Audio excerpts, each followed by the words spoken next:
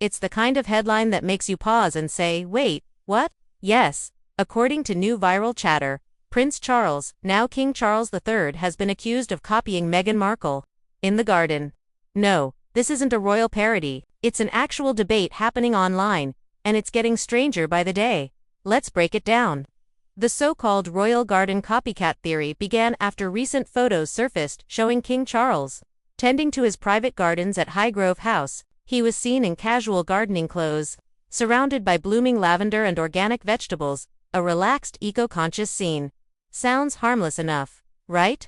Well, not for some royal watchers who quickly pointed out that Meghan Markle's recent lifestyle content also featured a nearly identical aesthetic: raised garden beds, sun hats, and rustic outdoor shots filled with flowers and herbs. That was all it took for the internet to erupt. Some claimed that Charles was deliberately mirroring Meghan's modern image of eco-luxury and mindfulness, trying to appeal to younger audiences by channeling her California lifestyle vibe. Others, of course, found that idea ridiculous. After all, Charles has been an organic gardening enthusiast for over 40 years, long before Meghan Markle was even acting on Suits. But that didn't stop the speculation.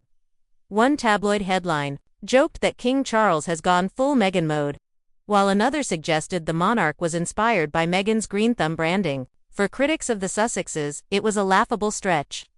For Meghan's defenders, it was proof that her influence, even from across the Atlantic, remained strong enough to shape royal trends. So what's really going on here? If we look beyond the gossip, there's actually something quite revealing about this whole debate. It shows how even the simplest, most innocent act, like gardening, can become ammunition in the ongoing image war between the palace and the Sussexes. The royal family and Meghan have spent years carefully crafting distinct public identities: Charles as the eco-conscious king devoted to the environment, Meghan as the modern, mindful duchess blending sustainability with lifestyle chic. The overlap between those two images creates fertile ground, pun intended, for the media to plant a new story. It's not really about flowers or soil, it's about narrative control. Who owns the image of authentic living? Who gets to represent green values? In the world of royal branding, even a trowel and a tomato plant become symbols of influence. Of course, King Charles likely couldn't care less about being compared to Meghan Markle. The man has been speaking to his plants since the 1980s. If anything, Meghan may have taken a little inspiration from him, consciously or not, given how both have championed sustainability, local produce, and organic living. But that's the absurd beauty of royal commentary today. Everything becomes a reflection of the larger family drama. A hat becomes a headline, a garden becomes a battlefield, and every rose grown at Highgrove suddenly becomes a statement about the Duchess of Sussex. So, did Charles really copy Meghan? No, but the fact that people even think he might have says a lot about the media obsession that connects them.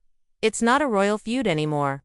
It's a full-blown cultural mirror, where one family's habits become the other's gossip fuel. In the end, maybe both Charles and Meghan simply love the same thing: the peace that comes from tending to something real. Something that grows quietly while the world makes noise.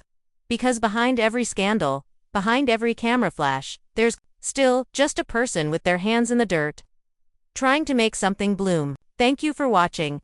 Don't forget to like, comment, and subscribe for more royal stories that prove truth is often stranger and funnier than fiction.